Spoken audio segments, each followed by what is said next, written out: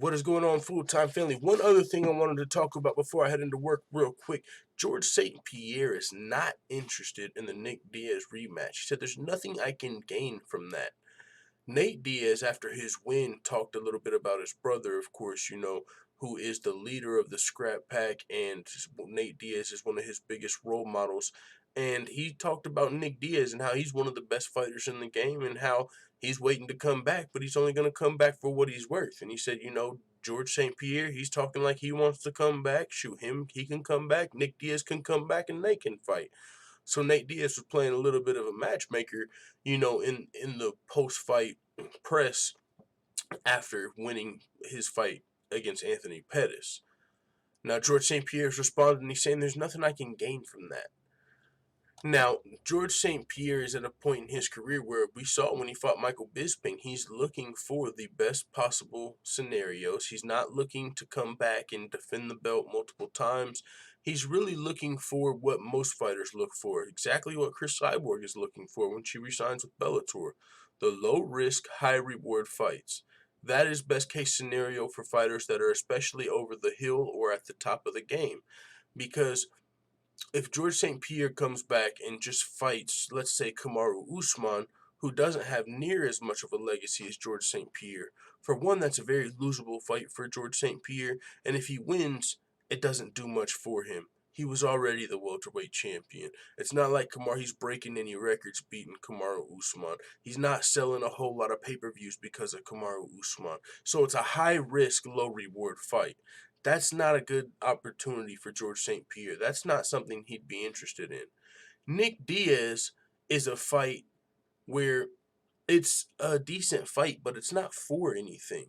It's not for a title. It's not, it'd be decent money, but both of these guys have been retired, so neither one of them have a lot of momentum, so it would be hard for George St. Pierre to really get much from this fight.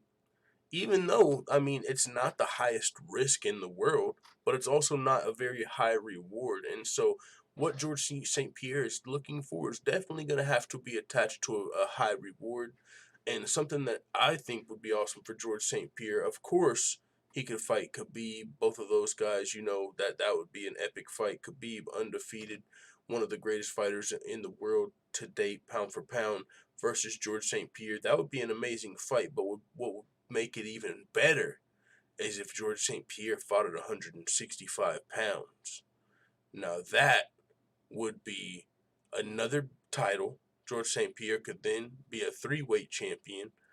And also, it would be a very big fight for the fact that you're bringing in a new weight class. GSP versus Khabib is already huge. So there's a few fights that I think could interest George St. Pierre, but it's not going to be the Nick Diaz rematch. And so he's responded to Nate Diaz and people who talk about GSP versus Nick Diaz too. This is what GSP had to say exactly, though. He said, I think Nick Diaz is going to hate me until the day I die. It's unbelievable. Look, I know he doesn't like me and he looks to get me all the time, but I genuinely like the guy, to tell you the truth. If I were to see him in a situation of trouble and I would be the only person that could help him, I would go help him. And I don't think it would be the other way around. I don't know what to say. He's one of my biggest adversaries. I almost wanted to say it like George St. Pierre. One of my biggest adversaries. Even if we only fought once, we're kind of very different personalities. And I think that's why the clash of personalities makes it very interesting. But I'm retired now. I don't want to go back and fight Nate Diaz. I wish him the best of luck in his pursuit of the title. If that's what he wanted to do. But I don't want to fight his brother Nick Diaz. It's not interesting for me.